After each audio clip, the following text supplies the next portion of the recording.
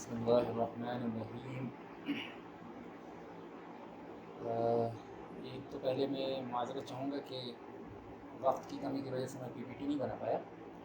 تو آج پریزنٹ نہیں کروں گا کچھ، لیکن انشاءاللہ جو جس سلسلے میں ہم اسٹڈی کر رہے تھے اسی کو آگے کنٹینیو کریں گے انشاءاللہ۔ نیکسٹ جو ہمارا لیکچر ہوگا وہ پھر سے پی پی ٹی کے ساتھ ہوگا۔ تو لاسٹ جو سیرت کا درس تھا اس میں ہم صحابہ کرام رضوان اللہ علیہم اجمعین کی ہجرت کے واقعات کو پڑھ رہے تھے۔ اس میں ہم نے ام سلمہ اور ابو سلمہ کی ہجرت کا واقعہ جو دردناک واقعہ تھا وہ پڑھا، اور صہیب رومی رضی اللہ عنہ کی قربانی کی داستان کو پڑھا، ٹھیک ہے نا۔ تو آج جو ہم ٹاپک کور کریں گے وہ یعنی آج بھی ہم صحابہ کرام کی ہی ہجرت کو پڑھیں گے، اور صحابہ کرام میں جو سب سے مشہور ترین ہجرتوں میں سے ایک ہے حضرت عمر بن خطاب رضی اللہ عنہ کی ہجرت۔ جی کلاس ریکارڈ ہو رہی ہے، وہ دوسری جگہ یعنی میرے فون میں ریکارڈ ہو رہی ہے، تو کوئی پرابلم نہیں ہے۔ تو حضرت عمر بن خطاب رضی اللہ عنہ کی ہجرت کو پڑھیں گے، اور ان کے ساتھ جو ہے عیاش ابن ابی ربیعہ اور ہشام ابن العاص، یہ دو حضرات نے حضرت عمر بن خطاب رضی اللہ عنہ کے ساتھ جو ہجرت کی اس کے واقعے کو پڑھیں گے، اور بھی کچھ متفرق چھوٹے چھوٹے واقعات کو پڑھیں گے جو صحابہ کرام کے دستے جو ہیں مختلف اوقات میں جنہوں نے ہجرت کی اس کو پڑھیں گے۔ پھر انشاءاللہ تعالی ہم یہ دیکھیں گے کہ مدینہ کے اندر صحابہ کرام کا ویلکم کس طرح ہوا، اور انصار مدینہ نے کس طرح سے ولنگلی جو ہے صحابہ کو اپنی زمین میں جگہ دی، اور صرف جگہ نہیں دی بلکہ بہترین مہمان نوازی کی جو بھی ان کی استطاعت و صلاحیت کے مطابق تھی۔ تو یہ آج کا ہمارا ٹاپک رہے گا۔ اگر ہم ان ٹاپکس کو آج کور کر پاتے ہیں تو انشاءاللہ نیکسٹ لیکچر جو ہے اس میں ہم رسول اللہ صلی اللہ علیہ وسلم کی جو ہجرت ہے اس کا تفصیلی واقعہ پڑھیں گے، اور ظاہر ہے کہ وہ ایک واقعے میں ایک لیکچر میں کور نہیں ہوگا، وہ مشکل سے یعنی کم سے کم اس میں 2 لیکچر اور ہو سکتا ہے کہ 3 لیکچر بھی لگ جائے۔ تو آج کا جو سب سے پہلے جس اسٹوری سے ہم شروع کرنے جا رہے ہیں وہ ہے حضرت عمر بن خطاب رضی اللہ عنہ کی ہجرت۔ عمر بن خطاب کی ہجرت کے لیے ایک بڑی مشہور جو حدیث ہے جو حضرت علی ابن ابی طالب رضی اللہ عنہ سے مروی ہے، وہ خود فرماتے ہیں کہ ما علمت ان احدا من المہاجرین حاجر الی مختفیا الا مختفیا، کہ میں نہیں جانتا کسی بھی مہاجر کو، یعنی مہاجرین میں سے، یعنی وہ صحابہ جو مکے سے ہجرت کر کے مدینہ کی طرف گئے ہیں ان میں سے کسی کو میں ایسا نہیں جانتا کہ جس نے ہجرت کی ہو مگر مخفی حالت میں، یعنی چھپی اور خاموشی کے عالم میں جو ہے وہ ہجرت کی تھی۔ یعنی تمام مہاجرین جو ہیں وہ چھوٹے چھوٹے دستے میں خاموشی کے ساتھ جو ہے ہجرت کر رہے تھے۔ یہ کون فرماتا ہے؟ علی ابن ابی طالب رضی اللہ عنہ بیان فرماتے ہیں، الا عمر بن خطاب، سوائے عمر بن خطاب کے، فإنه لما حم بالحجرہ، جب عمر بن خطاب رضی اللہ عنہ نے ہجرت کا ارادہ کیا تو تقلد سیفہ، تو انہوں نے اپنی جو ہے وہ تلواریں یعنی تلوار سونت لی، اور اپنی کمان جو ہے اپنے ہاتھ میں لے لی، اپنی یعنی تیر کا جو بو اینڈ ایرو ہوتا ہے اس کو اپنے ہاتھ میں لیا، فطاف بالبیت 7 متمکنا، اور پھر بیت اللہ کا 7 دفعہ طواف کیا بہت ہی اطمینان کی حالت میں، ثم آتا المقام فصلی، پھر وہ مقام پر پہنچے، مقام سے مراد مقام ابراہیم پہ پہنچ کر انہوں نے نماز پڑھی متمکنا، پورے اطمینان کے ساتھ، ثم وقفا، پھر کھڑے ہو گئے، علی الحلقی وحدتاً یعنی جو وہاں پہ قریش کے چھوٹے چھوٹے حلقے تھے نا اس پہ انڈیویجولی جا کے عمر بن خطاب رضی اللہ عنہ جو ہیں وہ کھڑے ہو جاتے تھے اور کہتے تھے کہ فقال لهم، اور عمر بن خطاب رضی اللہ عنہ فرما رہے تھے کہ من اراد ان تسکلہ امہ، کہ جو اس بات کا ارادہ کرتا ہے کہ اپنی ماں کو غمزدہ کرے، او یؤتم ولدہ، اور جو اس بات کا ارادہ کرتا ہے کہ اپنے بیٹے کو یتیم کر دے، او یرمل زوجہ، اور جو اس بات کا ارادہ کرتا ہے کہ اپنی بیوی کو بیوہ کر دے، فلیلقنی وراء ھذا الوادی، تو اس کو چاہیے کہ اس وادی کے پار جب میں ہجرت کروں گا تو مجھ سے مل لے۔ یعنی بہت ہی شائن و شان طریقے سے، بہت ہی ہمت کے ساتھ، پورے زوراور طریقے سے انہوں نے قریش میں جا کے اعلان کیا، اور یہ روایت جو ہے علی بن ابی طالب رضی اللہ عنہ فرماتے ہیں کہ انہوں نے کہا کہ جو شخص بھی جو ہے اپنی ماں کو غمزدہ کرنا چاہتا ہو، اور جو اپنی بیوی کو بیوہ کرنا چاہتا ہو، اور جو اپنے بچوں کو یتیم کرنا چاہتا ہو، اس کو چاہیے کہ عمر بن خطاب سے آ کے اس مقام پہ مل لے، کیونکہ کل میں اس مقام سے ہجرت کروں گا۔ تو یہ ہم دیکھتے ہیں کہ عمر بن خطاب رضی اللہ عنہ کا نرالا انداز تھا، ان کا رعب جو ہے مکہ کے اندر کتنا زیادہ تھا کہ خود علی بن ابی طالب رضی اللہ عنہ جو خود اہل شجاعت کے امام ہیں، وہ فرماتے ہیں کہ ما علمت ان احدا، میں نہیں جانتا کسی ایک شخص کو بھی من المہاجرین، مہاجرین میں سے، ہاجر الا مختفیا، جنہوں نے ہجرت کی ہو مگر مخفی حالت میں، چھپی حالت میں، الا عمر بن خطاب، سوائے عمر بن خطاب کے۔ تو یہ ایک نرالا انداز تھا جس کو علی بن ابی طالب رضی اللہ عنہ نے پورٹرے کیا عمر بن خطاب رضی اللہ عنہ کے بارے میں۔ اب ہم تھوڑی سی تفصیلی جو ہے وہ یعنی واقعہ جو ہجرت کا وہ سمجھ لیتے ہیں، جو کہ عمر رضی اللہ عنہ، عیاش بن ابی ربیعہ اور ہشام بن العاص، یہ تینوں نے جو ہے وہ ایک ساتھ ہجرت کی۔ تو خود عمر بن خطاب رضی اللہ عنہ اس حدیث کے راوی ہیں، وہ بیان فرماتے ہیں کہ میں نے اور عیاش نے اور ہشام نے یہ طے کیا کہ فلاں مقام پہ، یعنی کہ ایک مقام کا نام ہے جس کو اشجار الود کہتے ہیں، غالباً جو چیک کرنے کی نہیں، اشجار العادات، یعنی عادات ایک مقام ہے جہاں پہ بہت سارے پیڑ ہوا کرتے ہیں۔ تو جو مدینے سے تقریباً مکے سے 12 میل کے دوری پہ ہے، یعنی تقریباً جو ہے 18 کلومیٹر دور ہے، مکے سے باہر ہے، اس مقام کو ان لوگوں نے طے کیا کہ ہم تینوں جو ہیں اس مقام پہ ملیں گے، اور جو ہے اپنے اپنے مقام سے ہم لوگ جو ہجرت کرتے ہوئے اس مقام پہ پہنچے، پھر ساتھ میں ہم لوگ وہاں سے مدینے کا سفر طے کریں گے۔ تو اس پیکٹ کے ساتھ جو ہے عمر بن خطاب رضی اللہ عنہ نے ایک بات اور ایڈ کر دی کہ ہم تینوں میں سے اگر کوئی شخص بھی وہاں نہیں پہنچ پائے مقرر وقت پہ، تو ہم یہ مان لیں گے کہ وہ شخص جو ہے اس کو مکہ کے مشرکین نے، قریش مکہ نے پکڑ لیا ہے، لہٰذا باقی دو جو وہاں موجود ہوں وہاں سے ہجرت کریں، یعنی پہلے شخص کا انتظار نہ کریں۔ تو اس معاہدے کے تحت جو ہے وہ تین لوگوں نے ہجرت کا ارادہ کیا۔ بہرحال عمر رضی اللہ عنہ نے کس طرح ہجرت کی ہے میں نے بتا دیا۔ اب یہ تینوں کو اس مقام پہ ملنا تھا، ہے نا، اشجار الآباد میں ملنا تھا۔ تو عمر بن خطاب رضی اللہ عنہ فرماتے ہیں کہ عیاش جو نام تھوڑا یاد رکھیے گا ان کا، عیاش کا اور ہشام کا، عیاش اور ہشام۔ تو عیاش جو ہے اس مقام پہ پہنچ گئے اور ہشام کو جو ہے قریش مکہ نے پکڑ لیا۔ تو ہشام جو ہے وہ قید خانے میں چلے گئے، اور یعنی کہ قید کر دیا گیا، زنجیروں میں باندھ دیا گیا، اور جو قریش کے قید خانے تھے، آرگنائز قید خانے نہیں تھے لیکن ان کے بعض قید خانے ایسے ہوتے تھے کہ وہ کھلی یعنی ایک روم ہوتا تھا جس کے اوپر چھت نہیں ہوتی تھی، اور اس روم کے اندر وہ انسان کو رکھ دیتے تھے اور زنجیروں میں باندھ دیتے تھے، تاکہ جو زنجیر کی گرمی بھی تپتی دھوپ، جو مکہ کی ریگستانی دھوپ ہے، اس کی شدت جو شخص کے اوپر پڑے، اس کو بالکل کوئی چھاؤں نصیب نہ ہو، اور پھر زنجیروں سے بندھا انسان، جو لوہے کی زنجیر ہوگی ظاہر ہے وہ جلدی گرم ہو جاتی ہے، تو اس کی گرمی کے نتیجے میں بھی انسان کو جو ہے مشقت و تکلیف ہو۔ تو ہشام کو جو ہے اسی طرح قید کر دیا گیا، لیکن عیاش جو ہیں پہنچ گئے اس مقام پہ، یعنی حضرت عمر رضی اللہ عنہ نے مقام طے کیا۔ تو بہرحال اس کے بعد عیاش اور عمر رضی اللہ عنہ اس مقام سے چل دیے، یہ لوگ مدینہ پہنچے، اور عمر رضی اللہ عنہ خود فرماتے ہیں کہ میں عمر ابن عوف کے بچوں کا مکان تھا قبا میں، قبا جو ہے مدینہ کے آؤٹر ایریا میں ہے، تو قبا میں جو ہے وہ عمر ابن عوف کے بچوں کے مکانات تھے وہاں پہ،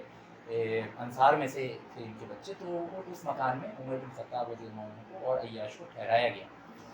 تو اس سے پتہ چلتا ہے کہ انصار جو ہیں رہنے سہنے کا انتظام بھی ان لوگوں کا کر رہے تھے جو مکے سے ہجرت کر کے مدینے جا رہے تھے، اس کو بھی نوٹ کر لیں آپ ذرا، ٹھیک ہے۔ تو جی بہرحال آگے چلتے ہیں۔ تو عمر بن خطاب فرماتے ہیں کہ کچھ ہی دن گزرا کہ ابو جہل کے ساتھ جو ہے دو لوگ اور آئے عیاش سے ملنے کے لیے، کیونکہ عیاش کی اپنے مدر کے سائڈ سے رشتہ داری تھی بنو مخزوم، یعنی ابو جہل وغیرہ سے۔ تو ابو جہل آیا وہاں، اور چونکہ عیاش کے بارے میں مشہور تھا کہ وہ اپنی ماں سے بہت محبت کرتے ہیں، تو ان کا ویک پوائنٹ یہ تھا،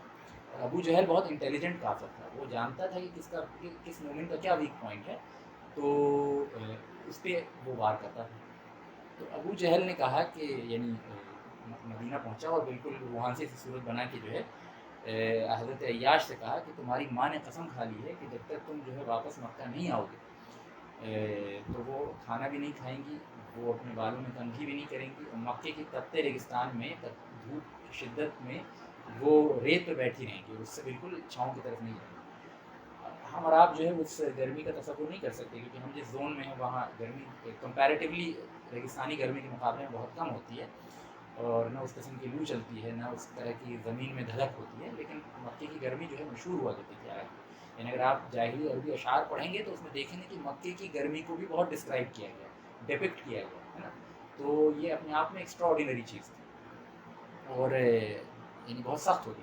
تو حضرت عیاش پہ تھوڑا سا جذبات غالب آ گئے, اور ہم دیکھتے ہیں کہ ابو جہل جو تھا وہ کافر تھا اور انٹیلیجنٹ تھا. ادھر حضرت عمر بن خطاب رضی اللہ عنہ مومن تھے اور بہت انٹیلیجنٹ تھے. تو sort of diplomatic sort of strategic war چلتی رہتی تھی عمر بن خطاب اور ابو جہل کے درمیان. کیوں؟ کیونکہ عمر بن خطاب بھی ذہانت میں بہت اونچے تھے اور ابو جہل بھی بہت ذہین تھا. تو وہ جو پلاننگ وغیرہ کرتا تھا وہ عمر بن خطاب رضی اللہ عنہ اس بات کو سمجھ جاتے تھے. لیکن عیاش تھوڑے سیدھے سادے تھے. جیسے عام طور پر بہت سے مسلمان بہت سیدھے سادے ہوتے ہیں, ان کو جو ہے کفار کی چالوں کا اندازہ نہیں ہو پاتا, ان کی ظاہری ساخت پہ, ظاہری بناوٹ پہ, ظاہری باتوں میں دھوکہ کھا جاتا ہے. لیکن جو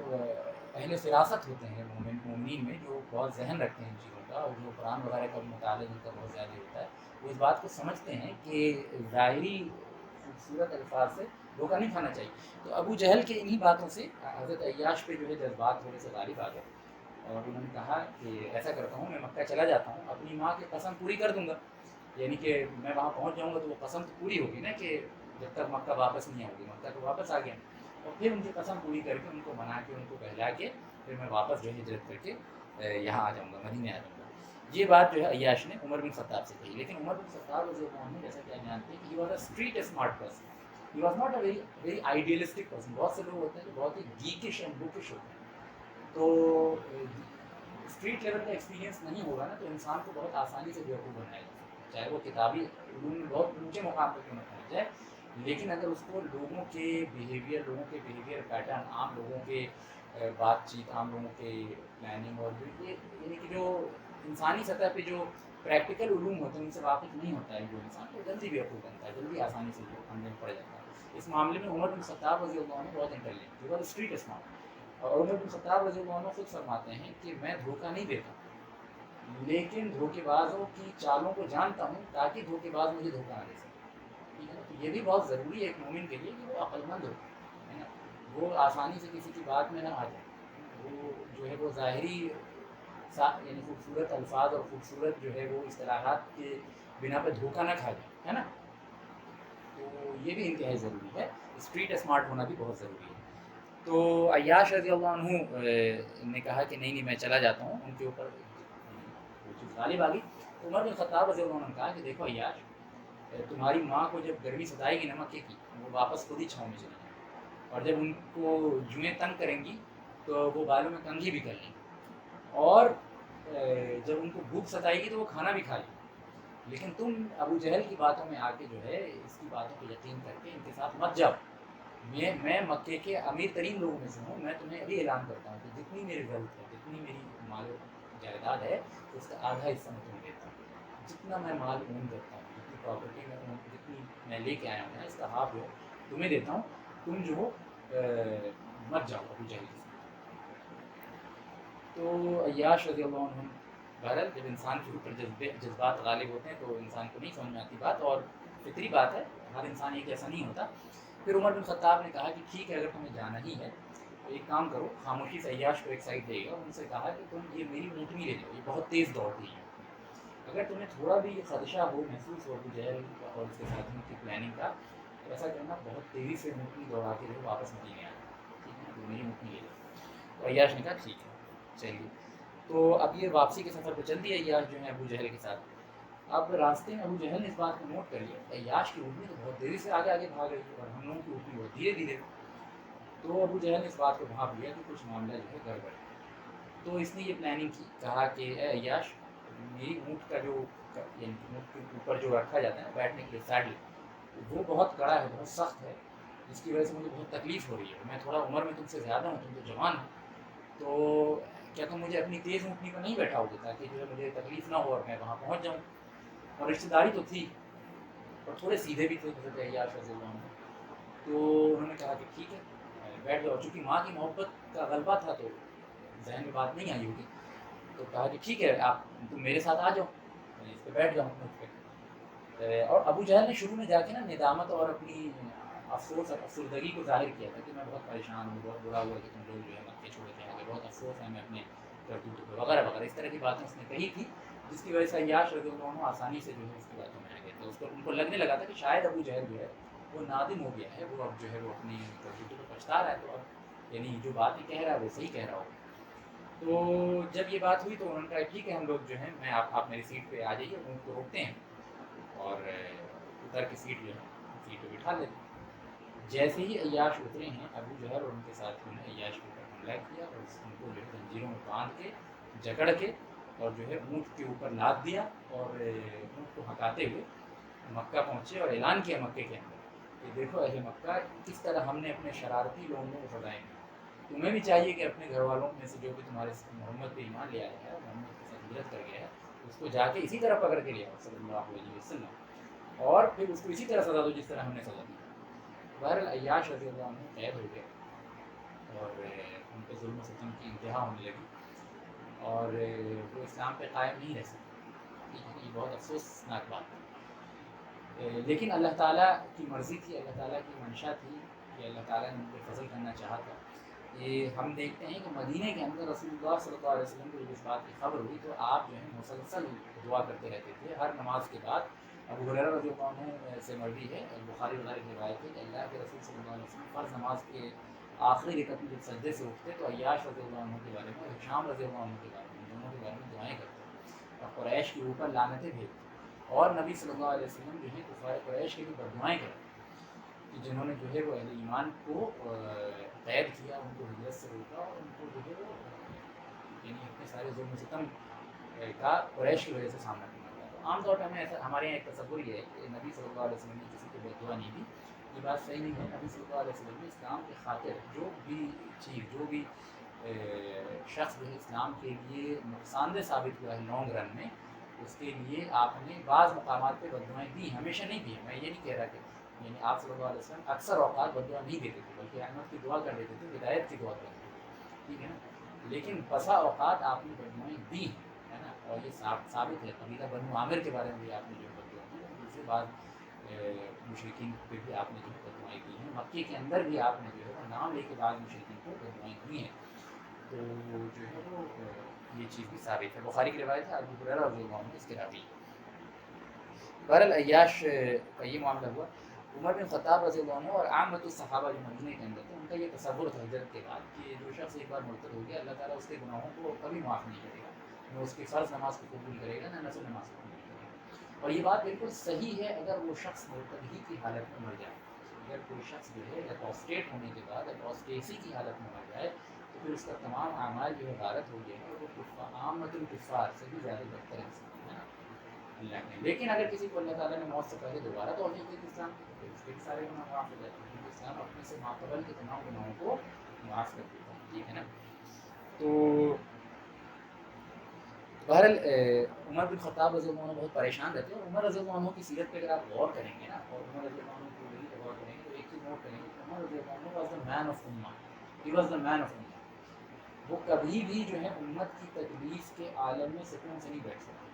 چھوٹی سے چھوٹی پریشانی امت میں سے کسی شخص کو ہوتی تھی تو عمر بن خطاب رضی اللہ عنہ ایکشن میں آ جاتے تھے, ہمیشہ جو ہے وہ دعائیں کرتے تھے اور اس کے لیے جب تک ممکن ہوتا تھا کوشش کرتے تھے. تو صحابہ کرام کی اور خلفائے راشدین کی سنتوں میں سے ہے کہ امت میں سے اگر کسی کو تکلیف محسوس ہو, کسی کو کہیں کسی دور دراز کے علاقے میں ہو, چاہے آپ سے ریلیٹڈ نہ ہو, اگر آپ کو معلوم چلتا ہے کہ فلاں شخص کی مشقت و پریشانی ہے تو اس کی مشقت کو اپنے دل میں محسوس کرنا یہ سنت ہے, یہ ایمان کی نشانی ہے. یہ نبی صلی اللہ علیہ وسلم نے اس عمل کی تعریف کی, اور پھر اس کے لیے ایکشن لینا, اس کے لیے یعنی کہ عملی اقدامات لینا کہ اس کی پریشانی دور ہو جائے, یہ مزید بہتر ہے ہر اس شخص کے لیے جس کے لیے ملتا ہے, ٹھیک ہے نا. تو عمر بن خطاب رضی اللہ عنہ اکثر پریشان رہا کرتے تھے. پھر اللہ کے رسول صلی اللہ علیہ وسلم کو سورۃ زمر کی ایک آیت نازل ہوئی, بہت ہی مشہور آیت ہے, اور غالباً آیت نمبر 54 یا 55 ایسی, یعنی 53 to 55 کے بیچ میں. سورۃ زمر سورۃ نمبر 39. تو یہ آیت نبی صلی اللہ علیہ وسلم پہ نازل ہوئی تو عمر بن خطاب نے یہ آیت لکھ کے جو ہے نا وہ عیاش رضی اللہ عنہ کو مکے میں بھیج دی, ٹھیک ہے نا.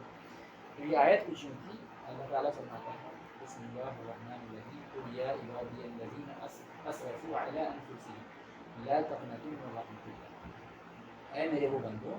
جنہوں نے اپنی جانوں کے اوپر ظلم کیا ہے, اللہ تعالیٰ کی رحمت سے مایوس ہرگز نہ ہو جانا. ان اللہ یغفر الذنوب جميعا, بے شک اللہ تعالیٰ جو ہے وہ تمام کے تمام گناہوں کو معاف کر دیتا ہے. انہ هو الغفور الرحیم, اور بے شک اللہ تعالیٰ ہی ہے جو بہت غفور اور بہت رحیم ہے. وَأَنِيبُوا إِلَىٰ رَبِّكُمْ وَأَسْلِمُوا لَهُ مِن قَبْلِ أَن يَأْتِيَكُمُ الْعَذَابُ ثُمَّ لَا تُنصَرُونَ، اور اپنے رب کی طرف پلٹ جاؤ، اپنے رب کی طرف پلٹ جاؤ اور اس پہ ایمان لے آؤ، اس کے سامنے سر تسلیم خم کر دو، اس سے پہلے کہ تم پہ جو ہے وہ اللہ تعالیٰ کا عذاب آ جائے اور تمہیں کسی کے ذریعے مدد نہ کی جائے، تمہاری مدد نہ کی جائے۔ وَاتَّبِعُوا أَحْسَنَ مَا أُنزِلَ إِلَيْكُمْ، اور ان بہترین باتوں کی اتباع کرو جو تمہارے جانب نازل ہوتی ہے، من ربکم، تمہارے رب کی طرف سے، من قبل، اس بات سے، اس سے پہلے کہ ان یاتیکم العذاب بغتۃ وانتم لا تشعرون، اس سے پہلے کہ تم پہ اچانک اللہ کا کوئی عذاب آ پہنچے اور تمہیں اس بات کا شعور بھی نہ ہو۔ تو یہاں اللہ تعالیٰ، یہاں اس آیت کے اندر جو ہے وہ اللہ تعالیٰ نے جی 39 نمبر سورہ 53 to 55 ہے جی، 3 آیتیں پڑھی۔ تو اس صورت کے اندر ان آیتوں کے اندر اللہ تعالیٰ نے پہلی چیز تو یہ بیان کی کہ ایک انسان کو جب تک اس کی سانسیں چل رہی ہیں، جب تک وہ موت کے ظاہری اثرات اپنے سامنے نہیں دیکھتا، تب تک وہ کتنا ہی بڑا مجرم کیوں نہ ہو، کتنا ہی بڑا گنہگار کیوں نہ ہو، یہاں تک کہ مرتد ہی کیوں نہ ہو گیا ہو، تب بھی اگر وہ اللہ تعالیٰ کے سامنے پکی سچی توبہ کر لے گا تو اس سے اس کی زندگی کے 80 سال کے، 70 سال کے، 60 سال کے، 50 سال کے گناہوں کا اس سے حساب نہیں لیا جائے گا۔ یہ بہت بڑی نعمت ہے۔ دنیا میں آپ کو خطا کرتے ہیں، پوری زندگی بعد بسا اوقات جو ہے اس کو کمپنسیٹ کرنے میں انسان کی لگ جاتی ہے، کسی کا قرضہ لے لیں اور آپ کی مالی صلاحیت زیادہ نہ ہو تو پوری زندگی لوگ جو ہے اس کے قرضدار رہ جاتے ہیں، پوری زندگی اس کو جو ہے چکاتے رہ جاتے ہیں۔ یہاں اللہ تعالیٰ کیا فرما رہا ہے کہ اگر کسی نے پوری زندگی بھی اللہ کی نافرمانی کی اور موت کے ظاہر ہونے سے پہلے اس نے توبہ کر لی، اور تو یعنی اس کی توبہ جو ہے قبول ہو جائے گی۔ اللہ تعالیٰ فرماتا ہے کہ اللہ کی رحمت سے مایوس نہ ہونا، ان اللہ یغفر الذنوب جميعا، بے شک اللہ تعالیٰ جو ہے تمام گناہوں کو معاف کر دیتا ہے جس کے لیے چاہتا ہے اوبیسلی، انہ هو الغفور الرحیم، اور بے شک وہی تو ہے غفور الرحیم۔ یہاں ایک اور بات نوٹ کرنی چاہیے کہ ایک انسان کو توبہ کو مؤخر نہیں کرنا چاہیے، یہ نہیں سوچنا چاہیے کہ میں موت سے پہلے کر لوں، کیونکہ توبہ کی توفیق کا ملنا بھی خالص اللہ تعالیٰ کی رحمت کے نتیجے میں ہوتا ہے۔ یعنی اگر اللہ تعالیٰ کی رحمت بالغہ نے اس بات کا ارادہ نہیں فرمایا کہ آپ کو توبہ کی توفیق نہ ملے تو کبھی نہیں ملے، ٹھیک ہے نا؟ تو اسی لیے آپ کو جب بھی یہ دل میں خیال پیدا ہو کہ میری زندگی بہت سارے گناہ ہیں تو مجھے توبہ کرنی چاہیے اللہ تعالیٰ سے، تو فوراً توبہ کرنی چاہیے، موت کے انتظار میں نہیں جانا چاہیے، کیونکہ اللہ تعالیٰ نے آگے کیا فرمایا ہے؟ آگے کہا نا کہ وَأَنِيبُوا إِلَىٰ رَبِّكُمْ وَأَسْلِمُوا لَهُ مِن قَبْلِ أَن يَأْتِيَكُمُ الْعَذَابُ ثُمَّ لَا تُنصَرُونَ، اپنے رب کی طرف پلٹ جاؤ اور سر تسلیم خم کر دو اللہ کے سامنے اس بات سے پہلے کہ تم پہ اچانک سے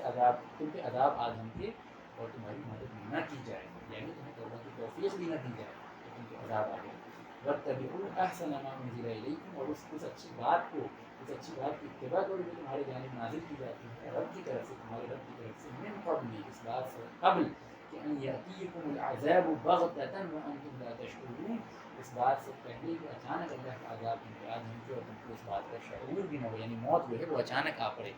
تو اس آیت میں اللہ تعالیٰ نے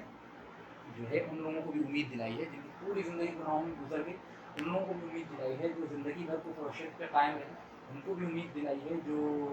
کفار و مشرکین ہیں، اور ان کو بھی امید دلائی ہے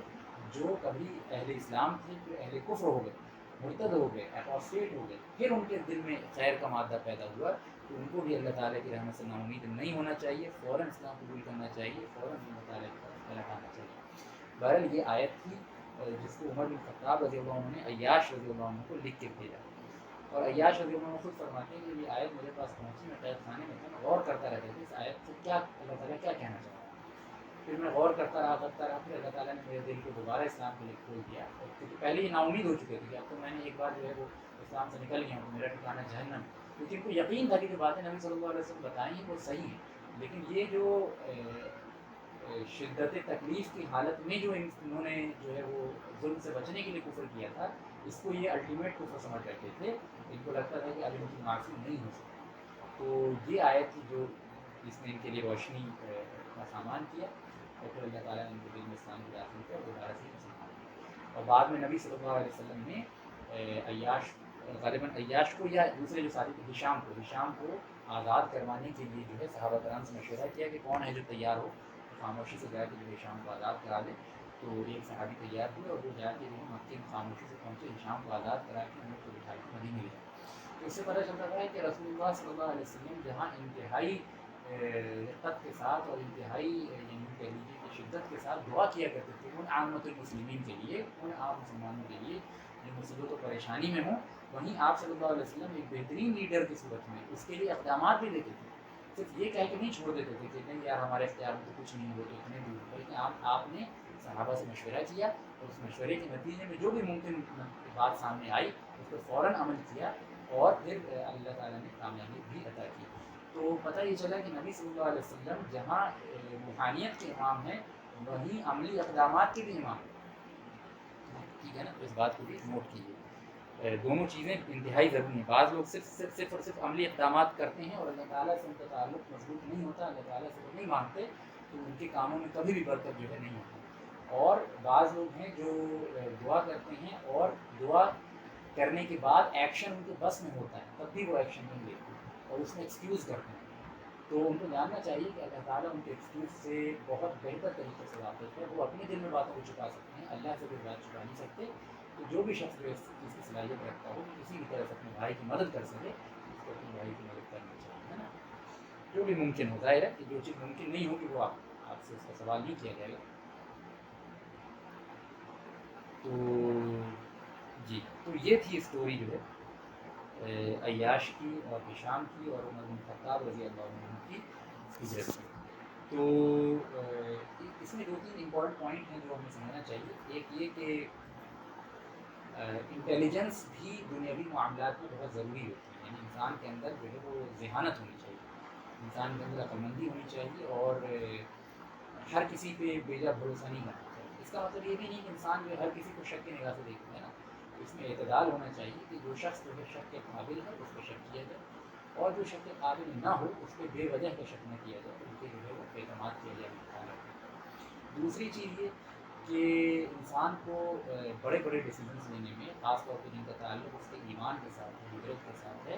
اس میں جو ہے اپنی جذبات کے داخلے کی حتی الامکان کوشش کرنا چاہیے کہ جذبات داخل ہوں، کیونکہ اس میں اللہ تعالیٰ کی حکمت اور اللہ تعالیٰ کی مرضی کا دخل ہونا چاہیے. تبھی انسان جو ہے اس معاملے میں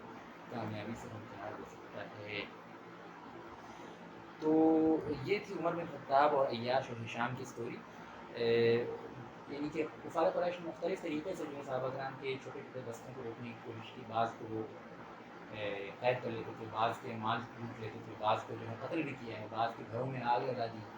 تو اس طرح کے واقعات سیرت کی کتابوں میں بہت تفصیل سے آئے ہیں کہ ہجرت کے موقع پہ صحابہ کرام رضوان اللہ علیہ اجمعین نے کلیکٹیولی کتنی طرح کی مصیبتیں اور پریشانی برداشت کی. اور سہیب رومی کا واقعہ ہو تو پچھلی دفعہ آپ نے پڑھا ہی ہے کہ جب ان سے تمام مال اور تمام چیزیں جو ڈیمانڈ کر لی گئی، یہاں تک کہ ان کو انہوں نے اپنا کپڑا بھی اتار کے دے دیا اور بس ایک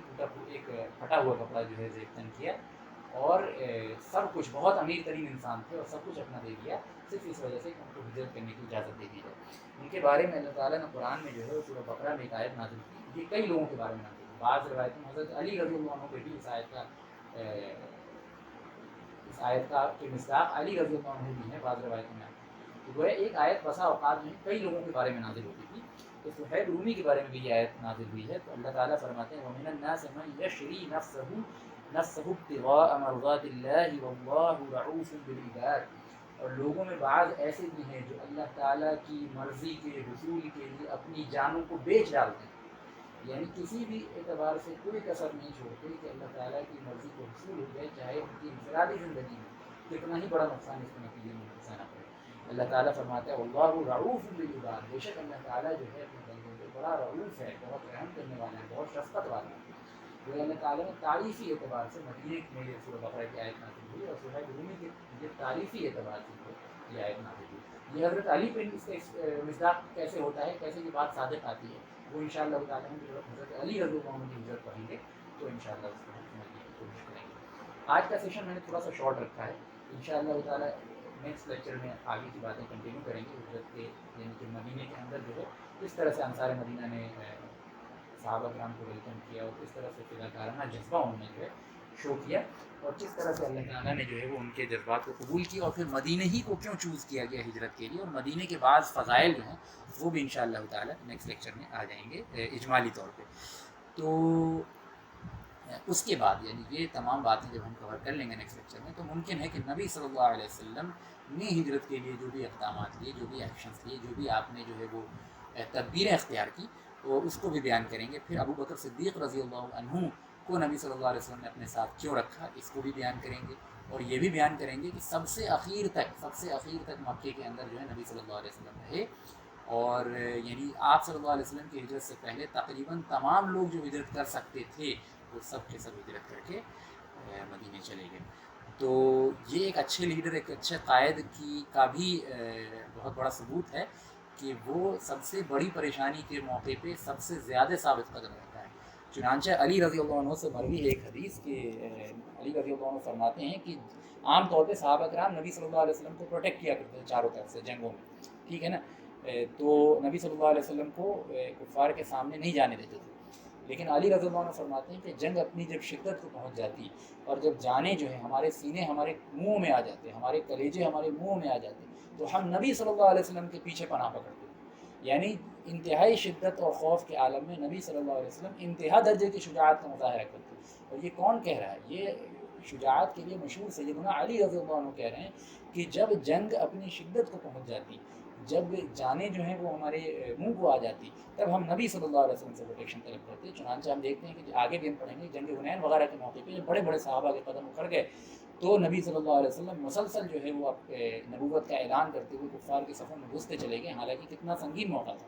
تو انشاءاللہ اس موقع پہ آ جائے گا. یہ نبی صلی اللہ علیہ وسلم کی انتہا درجے کی شجاعت اور انتہا درجے کی بہادری اور انتہا درجے کی احساس ذمہ داری کو ظاہر کرنے کا ایک چھوٹا سا یعنی ایک ایگزامپل ہے. تو انشاءاللہ تعالیٰ یہیں پہ میں اپنی بات کو کلوز کرتا ہوں. اللہ تعالیٰ سے دعا کرتا ہوں کہ جو باتیں کہی ہیں اس پہ سب سے بڑھ کے مجھے عمل کرنے کی توفیق عطا فرمائے، اور